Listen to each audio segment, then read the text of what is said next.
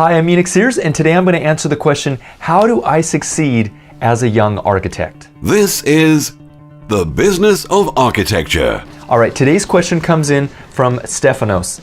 And Stephanos, this is a question that I had when I first started out in architecture, and it's a question that I know a lot of new architects have, especially if they're younger and especially if they don't feel like they have a large portfolio.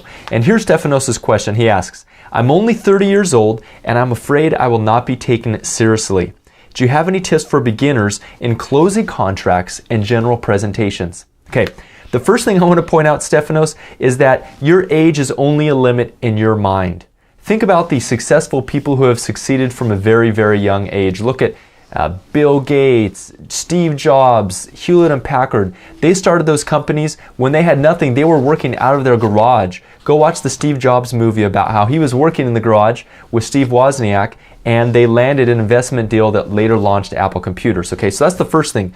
Get rid of any limiting beliefs that just because you're young, you can't succeed.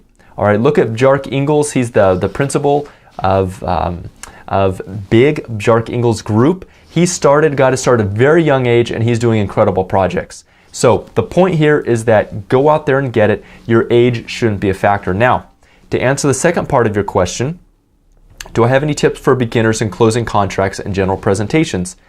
I do. The way you're going to make yourself stand out from the other architects or designers in your local area is to figure out what is it that you offer that is unique and different from everyone else in the marketplace. It may be your youth. It may be that you're dialed into the latest trends. It may be that you know something about this new generation of millennials that's coming up.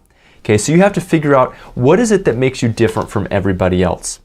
And then in terms of closing the contracts and general presentations, what I would say is when you go into a presentation, and I'm talking about if you're cold calling someone or they invite you to a meeting, avoid talking about your firm and about your experience and about what you do, because then you come across as selling yourself.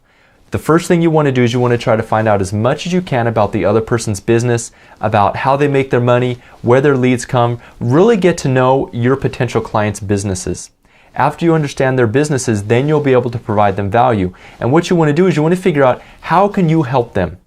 Okay? If you can't figure out how to help them, then you're probably in the wrong market.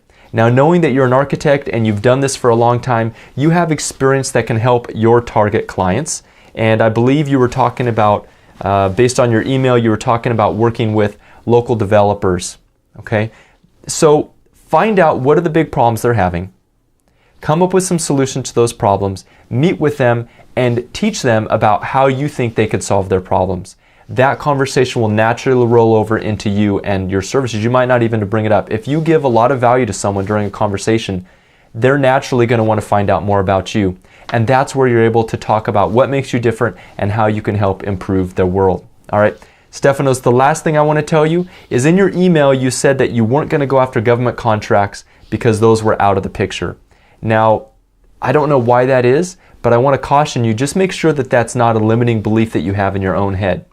If you believe it, that it's true, it is true, right? Whether you believe you can or you can't, you're right. And so what I would tell you is, look, take a hard look at what kind of products you want to do, because if you're going to spend all this time doing business development, you might as well be going after something that you really like. So if the government projects are profitable, if those are the projects that are being done, find a way to go after those projects. Either team up with an architect who's working on those projects currently, or go out there and network and start to make connections in the government space, right? If you don't have that kind of experience, well, then you may need to go work for a firm for a little bit to get that kind of experience, right? So I hope this helps. Going back to our question, how do I succeed as a young architect? The first thing is, do not let your age hold you back. Just because you're young doesn't mean that you can't enjoy the success that you want to have. And even at an early age, you don't need to wait until you're 50 or 60 to have incredible success. The second thing is, when you're giving presentations, don't think about you pitching your services to the people who you're talking to. First of all, try to find out what their needs are and talk about what's in it for them. How can you help solve their problems? If you enjoyed this Architect Business Tip, go over to architectbusinesstips.com, sign up for my email list so you can get more information like this about how to make more money and have freedom as an architect.